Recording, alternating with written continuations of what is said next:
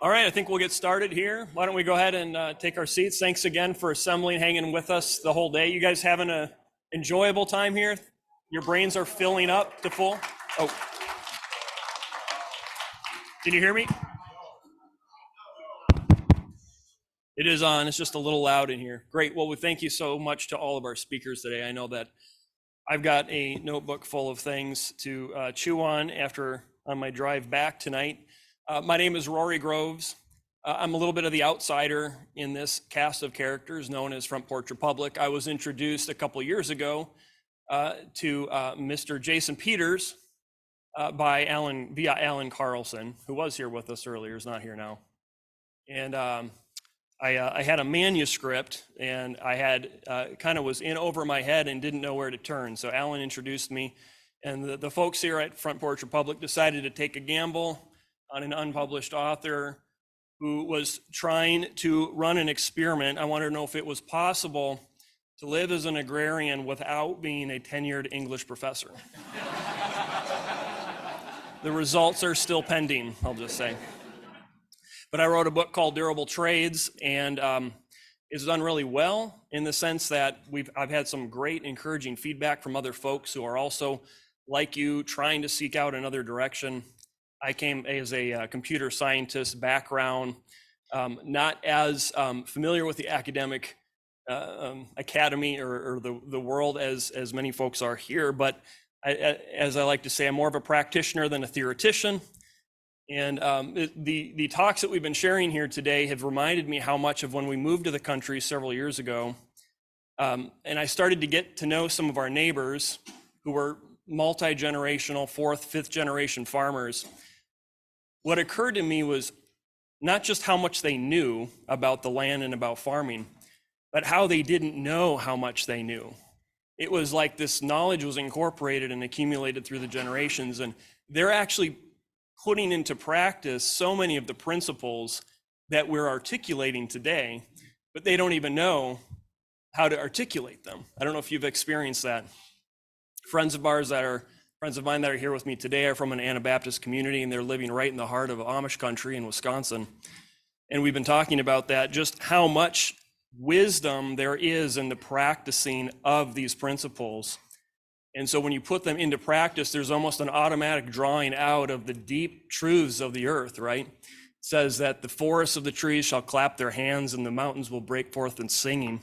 And I like to say that they also have truths to teach us, truths that confound the wise. So that's the one hopeful thing. There's so much great information, and it's hard to fit it all in our heads today.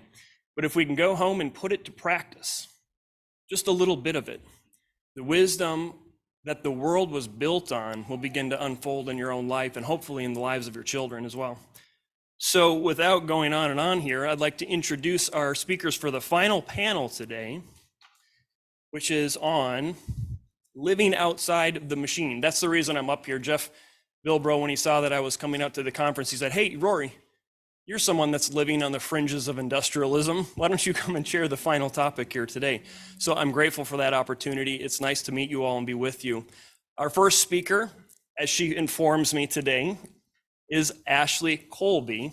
And Ashley is an environmental sociologist whose work focuses on the creative ways in which people are forming new social worlds in resistance to the failures of the late industrial era. Ashley founded the Rizoma Field School, which offers experiential study abroad in Uruguay and post-secondary students. Our second speaker this afternoon is Mr. Bill Kauffman, who is the author of 11 books. He's also a columnist for the American Conservative and the Spectator World. And I'm told, according to some outdated Wikipedia entries, he also likes to torture butterflies and fly kites in the nude. So we'll just let you know Q&A will be at the bar following. So don't ask those questions at the end of this session. That was the old me. That was the old Bill, pre-converted. Without further ado, Ms. Ashley Colby, would you please entertain us?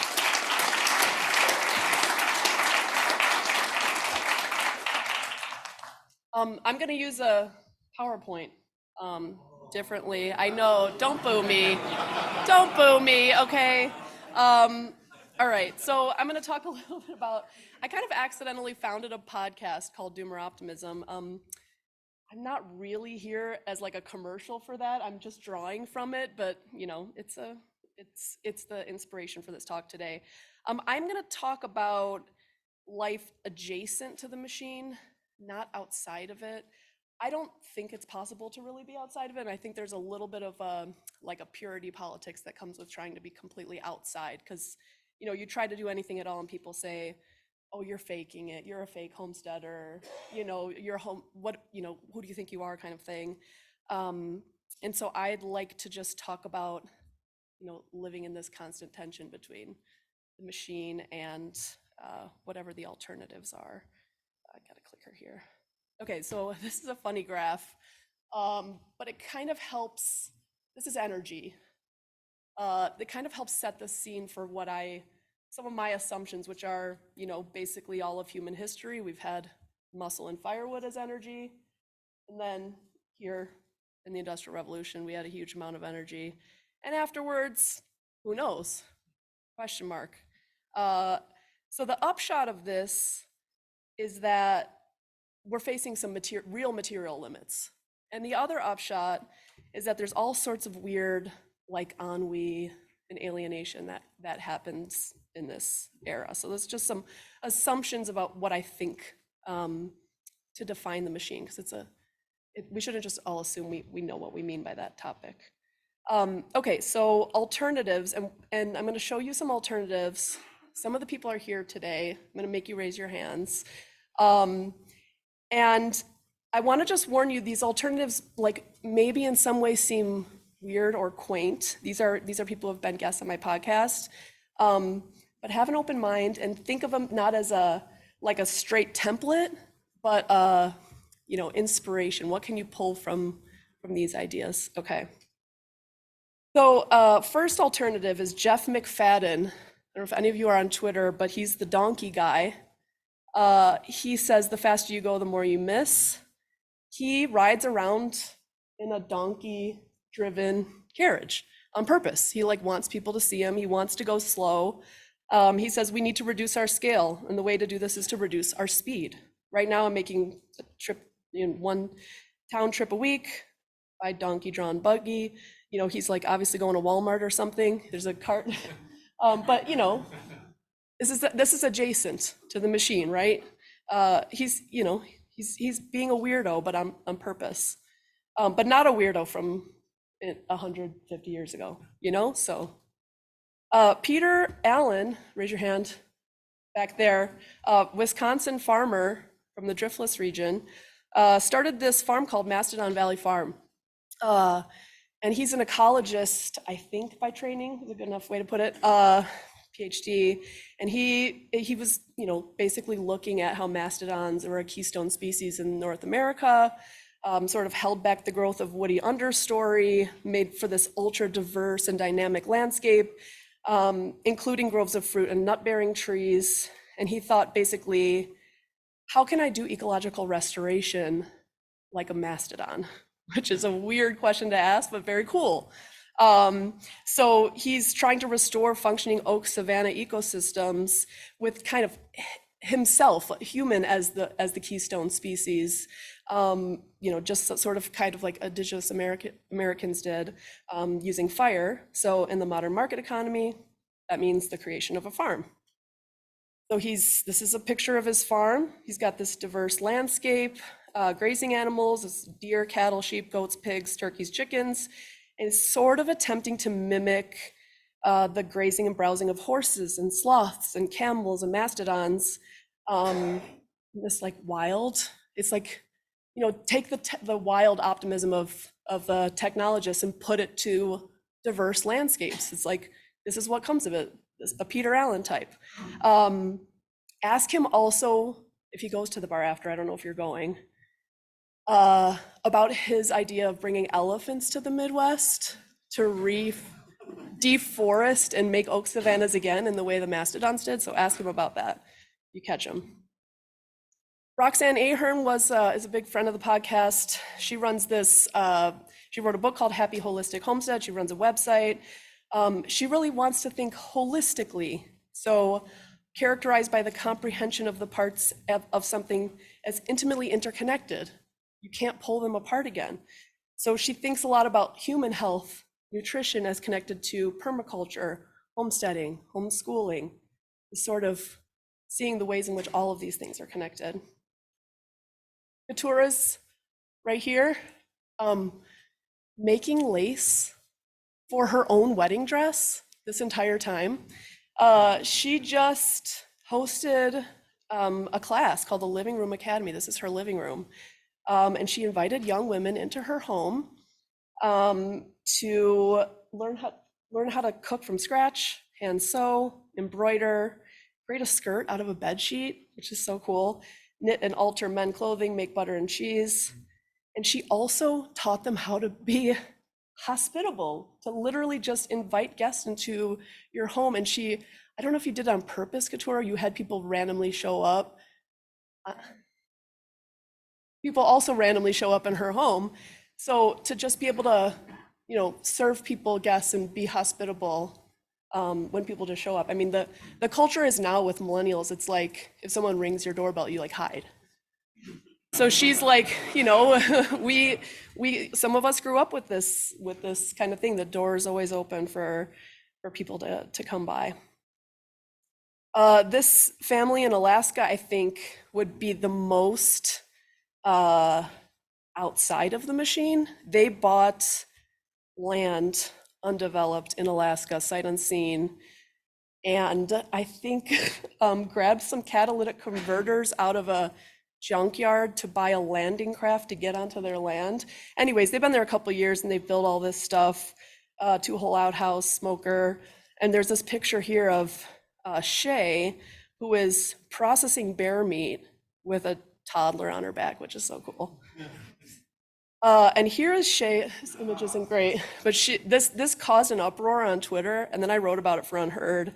She's washing their laundry in the river, and people were like, "Oh, the patriarchy of that." And she was like, "I want to be doing this." They don't have running water yet. They plan to do a rainwater catchment system. They want to get yaks instead of a tractor. The only difference is the yak can't go quite as fast. So this is similar to the donkey guy. Just slow it down. And despite being rural conservatives, this is really like what a degrowth lifestyle looks like. Posterity Cider Works is a really interesting example. These guys started their husband and wife team out of Northern California. They do locally foraged ingredients. So they try to find exceptional specimens to put in their cider. They're trying to think on time scales greater than their own lifespan. Recently, they just kind of pull fruit from abandoned orchards. They are in multiple Michelin-starred restaurants, including one of the best 50 restaurants in the world. So it's like high-end level of the podcast. And they intentionally take their kids with them to work, which is another thing to be really intentional about. How does a family fit into this? How does intergenerational work fit into this? And there's our little helper testing the apple. It's not just rural. There's one of the founders of the podcast started a company called Greenbox out of Atlanta in urban areas to try to help people think about how to use their yards, rainwater gardens, perennials, annual food gardens, small livestock, anywhere you are, you can be doing something. We've got one Brit in the mix in this podcast. We've got a couple of Brits who come on the podcast regularly, but Kev, he's a Finnish carpenter, and he kind of is really intentionally also raising his kids to be able to be with them and to do work in a way that incorporates children. And he's really big involved in his community too. It's being productive isn't just making things with your hands. You can be a productive member of your community as well. We have a friend of the podcast in Los Angeles who works in a big tech company. So probably one of the big ones. He never told me which one. But he said specifically, he's skeptical of a society where human beings are driven by technology for technology's sake. We should be the ones controlling technology in order to shape and improve the world. Technology should be put in service of the earth, not the earth destroyed for technology. It's his little backyard in LA, which I think is really cool. Josh Helling is here all the way in the back. You're not going to be able to see him. He's also Wisconsinite, kind of similar to Peter in his approach in terms of human as apex predator and the livestock as prey. But you can see here a picture of the restoration work he's done in his land. This is when he got it, and this is, you know, after intentionally grazing the animals in a way that restores the landscape. So he's, you know, they have a farm, they also have a homestead, they're focused on regeneration, but they also are just suburban parents with day jobs. So, you know, a foot in both worlds, I think is okay. You know, no one, we don't need to do the purity policing stuff. Okay, so I'm gonna end with Josh's quote to put him on the spot, because I thought it was really good, and he's a very thoughtful guy. We're using this time, and by we, he means him and his family, as the machine leaks more and makes funnier and funnier noises, to find and cultivate smaller systems on our land that can produce food and fiber and energy with shorter and simpler dependency chains. But to Josh, that's really the point of it all. If the machine continues to run somehow, it's going to get more and more odious. I don't think that its continued operation is at all a certainty. I see our work here as trying to build some optionality around future machine participation. So again, are you participating or not? Building out those options is smart. Laying groundwork for being able to do an infinitesimally small part of meeting people's post-machine needs. So I think that's basically it. The takeaway is there's not really a you versus the machine. You know, we're children of it, we're adjacent to it. There's no way to return, really. So we just need to keep evolving as all humans have done. Find your people or convert people, convert through your joyfulness and interest in them, and be able to see resistance everywhere, I think is another takeaway. It really is in little pockets everywhere, and you can embody that. So that's it, thanks.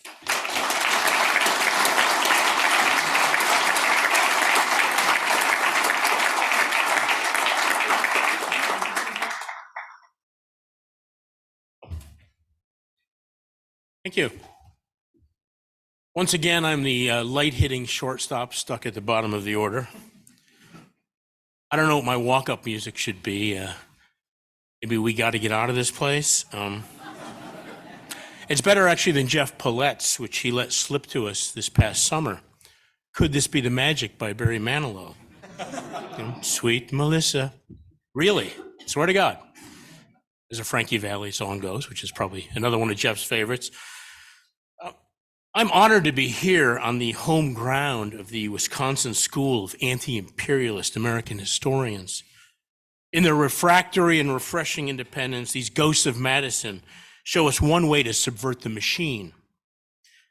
Take William Appleman Williams, favorite historian of the Middle American New Left, an Eagle Scout, basketball star, jazz drummer, and paperboy, bred in Atlantic, Iowa, whose highway sign welcoming visitors bore the Jeffersonian motto, "The government which governs least governs best." Williams, who used to unnerve his graduate students by fiddling with his U.S. Naval Academy ring while pitilessly dissecting the American empire, fit perfectly within the American populist tradition of the University of Wisconsin.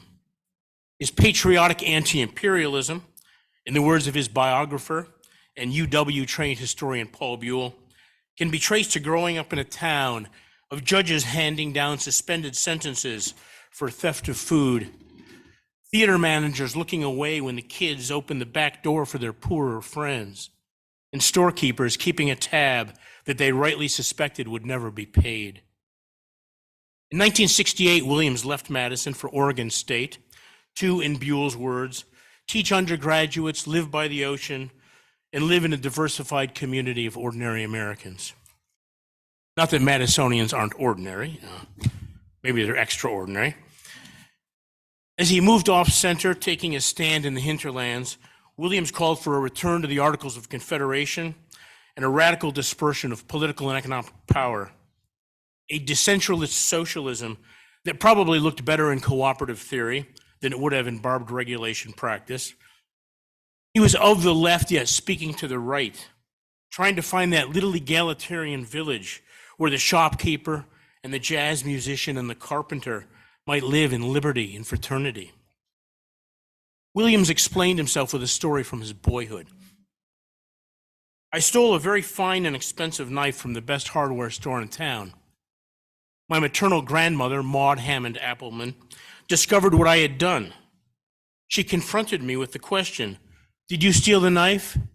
"Yes, I stole the knife." "Why?" "Because I wanted it, because I liked it, because I can use it." She said, "The knife is not yours. You have not earned it. You will take it back." I said, "I can't do that." She said, "You will do that now." Oh my, the moral force of the declarative sentence. And so I walked along those long and lonely blocks to the store, and in through the door, and up face to face with a member of that small community who owned the store. And I said, "I stole the knife, and I'm sorry, and I'm bringing it back." And he said, "Thank you. The knife is not very important, but you coming down here and saying that to me is very important." Remembering all that, I know why I do not want the empire. There are better ways to live, and there are better ways to die. That's what we can learn from Madison, 1968.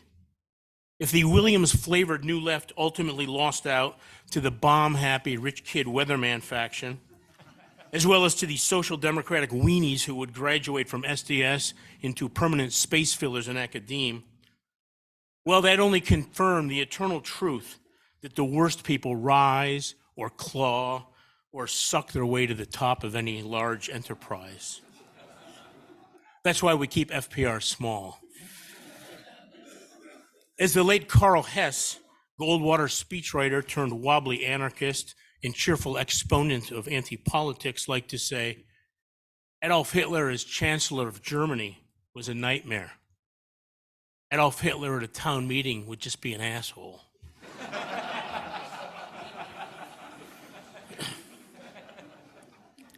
Madison was also the home of Robert Gard, the Kansas-born Johnny Appleseed of American grassroots theater, whose dramaturgical evangelism elicited dozens of plays written and performed by unlettered rural people, dramas and comedies about the stuff of their lives. Gard understood, as Robert Frost said, that locality gives art. But these promising experiments in Wisconsin, North Dakota, upstate New York, and elsewhere were casualties of the Second World War, as homegrown plays on country stages gave way to frenzied writing on wartime themes. After the war came television, and we had to make do with Green Acres and the Beverly Hillbillies. The cooperative theater, spirit of the rural theater movement was embodied in the Pulitzer Prize-winning Wisconsin writer Zona Gale, who in 1912 wrote an entertaining one-act play, The Neighbors, and offered it royalty-free to any country theater group as long as the cast promised to plant either a shade tree in the community or a fruit tree by the roadside. That's beautiful. Zona, what a gal. William Appleman Williams. Those were Americans. That spirit's not gone yet. There are hopeful signs, rural plants pushing up through the rubble. Even in my little town, which outsiders might think I overpraise if I call it unprepossessing, we have 2 family-run, community-supported agriculture farms, 2 locally run coffee shops, and we are not a college town. I've only seen one, "In this house we believe in science," yard sign.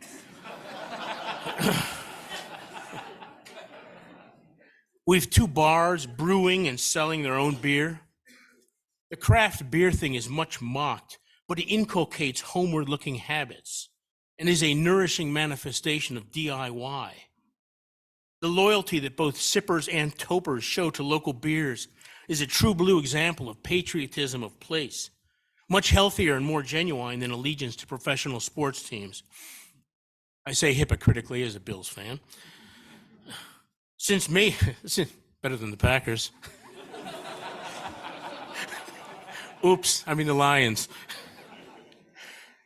Since Major League Baseball abolished the minor league that was founded in our town in 1939, our amateur baseball team draws 1,000 people a night all in a rural working-class county in which cows outnumber people. These examples may seem ho-hum to the placeless blowhards of the new nationalism. Well, in the words of the great Edward Abbey, be loyal to your family, your clan, your friends, and if you are lucky enough to have one, your community. Let the nation state go hang itself. Next weekend, a couple dozen of us will gather for the 27th consecutive year to read from the sometimes unreadable works of our native son novelist, John Gardner. He's probably not even one of my 100 favorite writers. He's dead, so I can say that. But he's ours. As his literary star wanes, it's up to us to keep him alive. An odd footnote to this, of the regular attendees, a grand total of 2, a Seneca Indian friend and me, are native to our county. The rest are, in one form or another, transplants. And this in a county with a stagnant, largely homegrown population. Much of the energy, even in the preservation of our cultural memory, comes from newcomers or non-natives. So you don't have to do these things in your hometown. Just follow the sage advice of Booker T. Washington and cast down your bucket where you are. Many ordinary people in the William Appleman Williams sense know that something is deeply wrong with the way we live. They are searching for, they desperately want to believe that in the motto of the excellent Plow magazine, another life is possible. Since I am a little American, as opposed to a cheerleader for national greatness, I want to focus on what seem to be little things. The machine of which Mr. Kingsnorth has written with such eloquence and passion is sometimes bludgeoning, a blunderbuss, but it also works in insidious ways. It alters coercively our everyday behavior in ways that might seem trivial, but in fact are profoundly disruptive, displacing. This is not a new phenomenon, though it accelerated as the United States became a world power under what Tom Brokaw's ghostwriter so lucratively termed the greatest generation. Now, some of the people I have loved best and admired most were born within that cohort, though they would have snickered at that self-congratulatory phrase. This was the generation for which bigness and progress were gods. It punished America with the consolidation of schools, the construction of the interstate highway system, the industrialization of agriculture in the get bigger, get out era. The greatest generation gave us the violence of urban renewal, which massacred downtowns and destroyed old buildings that carried a fund of meaning and memory. We got peacetime conscription, though peacetime became an anachronism on the order of the powdered wig, sarsaparilla, and mapo. Now, when I was a boy, they even tried to change the way we measure. As gross an offense against everyday life as the wokesters trying to tell us which words we are forbidden to say, and therefore which thoughts we are forbidden to think. The metrication of America was a project of that unholy alliance of big science, big business, and big government, which coalesced during the Cold War. We've been hectored for 5 decades now to cut off our feet and submit to the meter. As though with the snap of a finger, the crack of a whip, the empire can make people adopt an entirely new system of measurement. Thank God for the populist resistance that has saved the 10-foot basket, the 100-yard field, the 4 inches of Jason Peters. That probably sounds more impressive in centimeters. Told you I'd get you.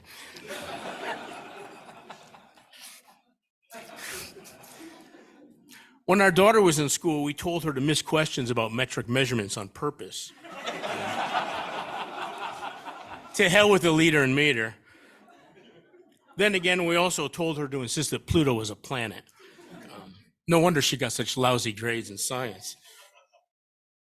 Alas, I see no signs of resistance to a more recent reshaping of our daily lives. This was driven home when, a few months ago, I was lolloping through suburban Washington, D.C.'s National Airport. I always liked the libertarianish South Carolina Congressman Mark Sanford for voting against renaming National Ronald Reagan Airport on the grounds that the nomenclatorial decision belonged to locals, not Congress. Anyway, I was refused service when trying to buy a bagel.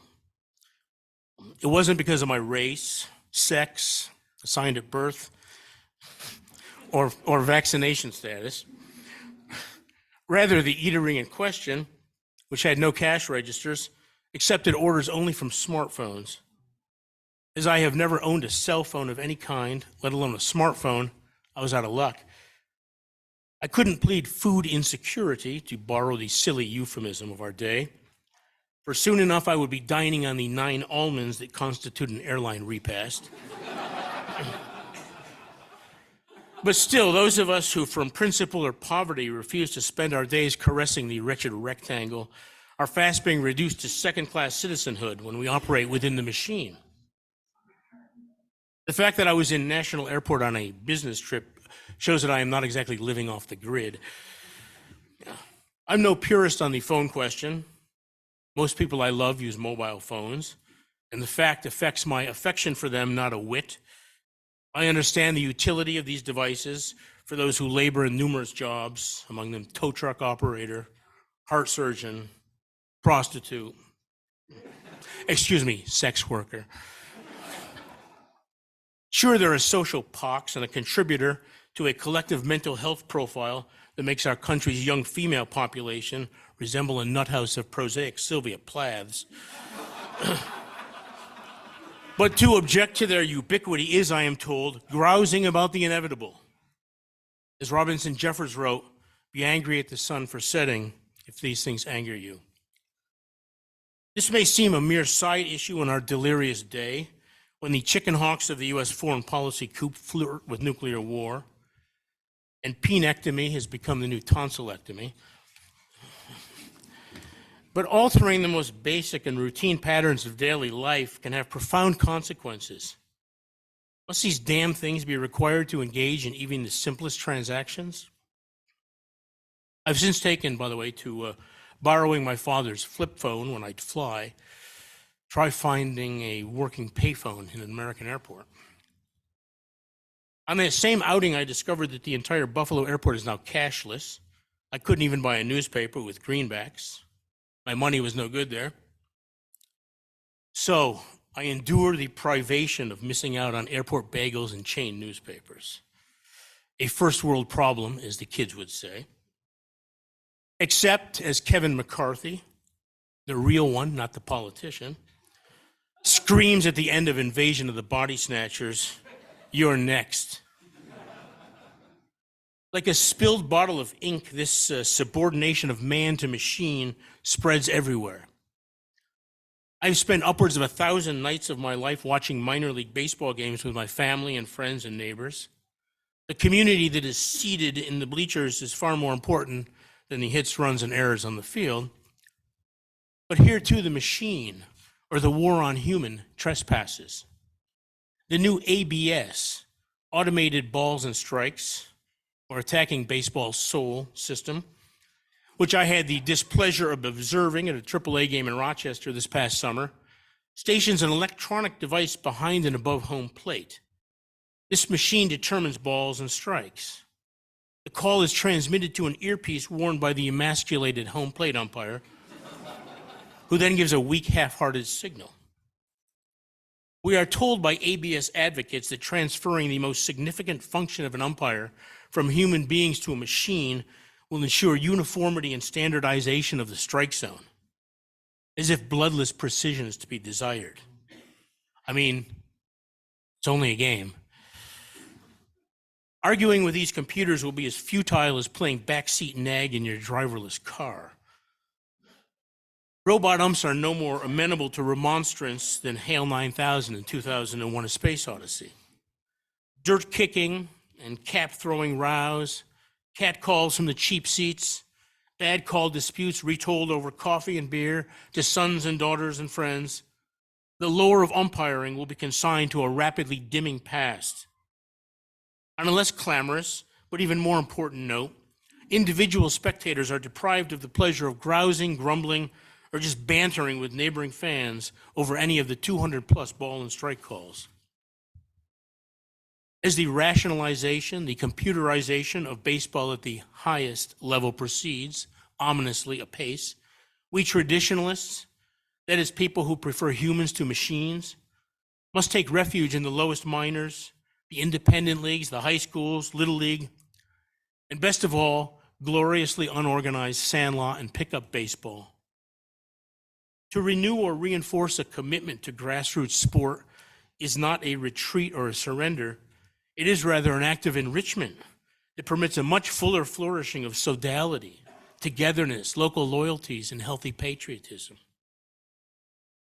The theme of the 1933 World's Fair in Chicago bears down on us. Science finds, industry applies, man conforms. They thought that was a utopian formulation, by the way. Kirkpatrick Sale, author of Rebels Against the Future, a thoughtful history of the Luddite revolt against machinery hurtful in early 19th century England, notes that, quote, nowhere on the record is there any serious concerted machine-breaking challenge to the new technologies of the computer revolution, end quote. I'm no fan of the death penalty, but I would gladly kill Alexa. Die, witch, die. If the majors, the big leagues, disappeared tomorrow, baseball would still be played where it matters. What if this pattern were repeated across the whole range of human experience? Nathaniel Hawthorne, like most of the great American writers, was not really on board with the nation's endless series of wars, even the good ones. On the brink of civil war, Hawthorne wrote a friend, quote, what do you think is going to become of us, of our republic, I mean? For my part, I'm ready for anything that may happen, knowing that if the worst comes to the worst, New England will still have her rocks and ice and be pretty much the same sort of place as heretofore, end quote. And what if today, should the American empire disintegrate, what would be left? The church down the street, the bar on the corner, the band playing in that bar, the baseball field, books, coffee shops, neighbors chatting on front porches or stoops, farm stands, the fields behind my house green every summer with cabbage or corn stalks. There would still be graves to tend, dogs to walk, beer to brew. True, the great men and the girl bosses would go the way recommended by William Stafford. It is time for all the heroes to go home, if they have any. Time for all of us common ones to locate ourselves by the real things we live by. Cell phones, metric system, robo-umps, these are little things, right? The way we measure, communicate, spectate, except they're not. Our lives are the accumulation of little things. During the COVID lockdown, it was the little things. Churches, coffee shops, bars, high school basketball games, the things that give our lives meaning and ballast and connection that our rulers forbade, while Netflix, Amazon, Google, Walmart, and their pestiferous ilk reaped obscene profits. I will, however, give the coronavirus credit for this. It got me out of going to Buffalo to see the touring company of Hello Dolly. Dark days call for silver linings. When New York Governor Andrew Cuomo, relishing the near dictatorial powers he assumed with nary a peep of protest from the corporate media, proscribed gatherings of more than 10 people, I revisited one of the stranger literary artifacts of our haunted region, the book-length blank verse poem At Midnight on the 31st of March by Josephine Young Case. Published in 1938, the book is about a little upstate New York village, Saugersville, which at the stroke of midnight on the last day of March is suddenly, mysteriously, and irrevocably cut off from the rest of the world. No reason is given. What is 24 homes, 2 churches, school, garage, mill, general store, and grange go dark.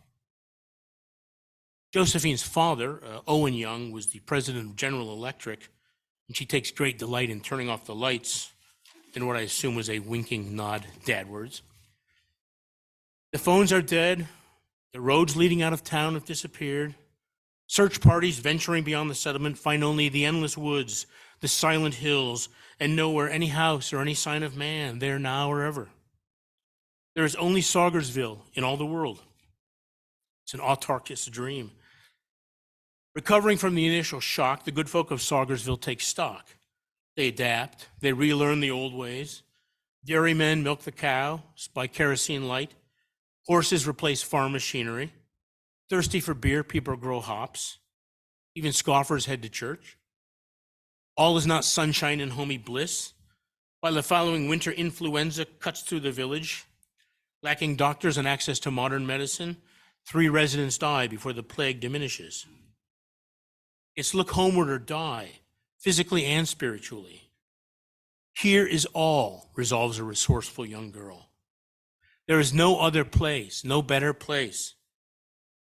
I am reminded of a scene in Michael Cimino's The Deer Hunter, in which steelworkers played by Christopher Walken and Robert De Niro drunkenly exchange confidences after their friend's wedding on the weekend before they are to be shipped to Vietnam. De Niro asks Walken if he thinks they will ever return. Walken says, "You know something?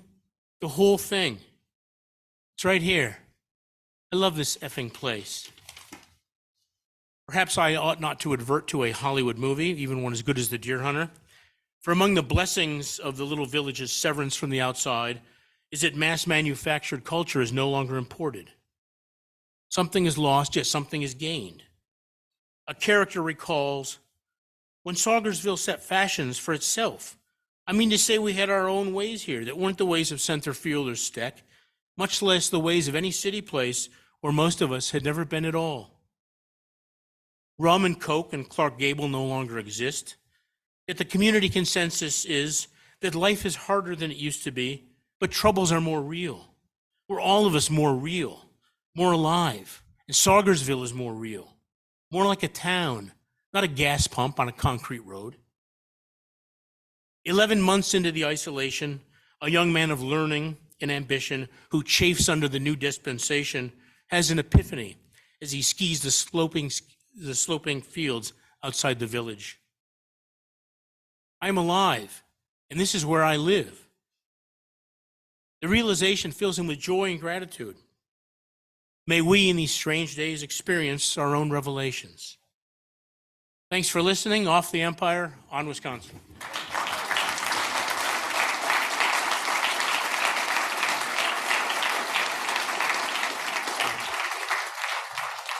Thank you, Bill. Thank you, Ashley. And so as a reminder, we will not be taking questions because we're running late, but you're free to join us. Where are we going next? Smitty's Pub on the 8th floor of the Fluno Center. Is that within walking distance? Does anybody know? 2 blocks, great. So we don't have to relocate our machine vehicles to get there. So hope to see you there. Stick around, ask your questions, and thanks for coming. I'm going to have Mr. Paulette come up and close us out. No. Yeah, that's right. That's okay. Before we go, thank you all for being here. One of the best things about FPR conferences is the people that show up. Just a decent bunch of people, so gracious and kind and thoughtful. So thank you all for being here. And to you.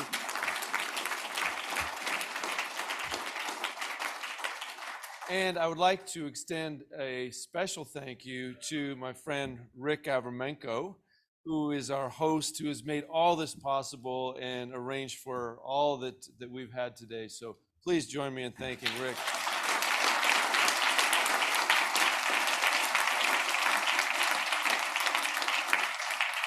Also, a special thanks to Bernie Franceschi, who was so instrumental in helping get the Kingsnorth family here from Ireland. So thank you, Bernie. Wave, Bernie.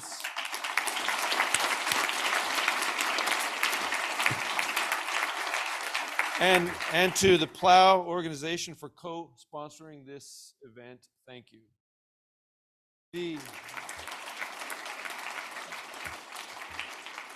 Fluno Center, as Rick said, is 2 blocks up University on the same street, same side of the street. On the 8th floor, there will be appetizers set out and a cash bar. So the conversation can continue, and I hope to see many of you there. Thanks and good night.